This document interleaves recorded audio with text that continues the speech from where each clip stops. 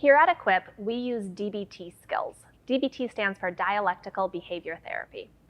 We use these skills to help us recover from an eating disorder, but DBT skills aren't just about eating disorders. They're about trying to figure out how to get through life, tolerating the stuff about life that's hard, and enjoying the parts about life that are joyful.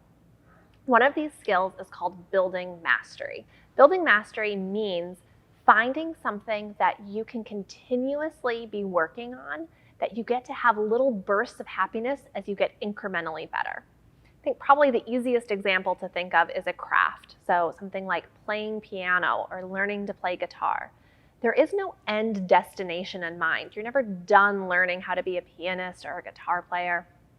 And what you get to do is experience every week or month or a couple of months that amazing feeling when something goes from being hard to, oh, I've got it. You've built some mastery. Maris, I'm really excited to talk with you today about how you have built mastery with things, or how you've used the skill of building mastery to help you enjoy life more and also to fight your eating disorder.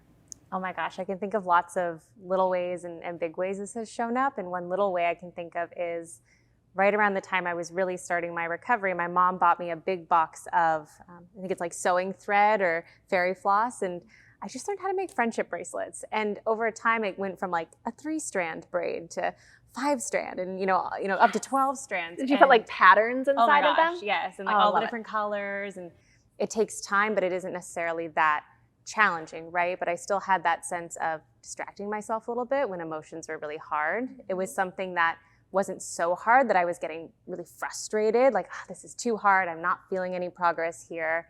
And it was just fun. There wasn't any big meaning to it. I didn't feel like I was letting anybody down if I messed up my friendship bracelet. It was just something I could work on, and it felt good. You touched on so many important things there, that you have to find a task that's somewhere between not too easy but not too hard in order to have the satisfaction that comes with it.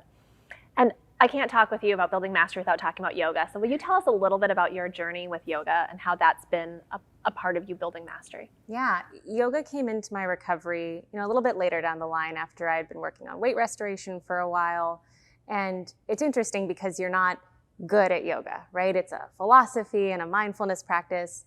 And at the same time, it did feel good when my body started to relax in a way it hadn't before, or holding a headstand felt a little bit easier than it had the week before. And I think what I love about that weaving into building mastery is there's some level of non-attachment to it.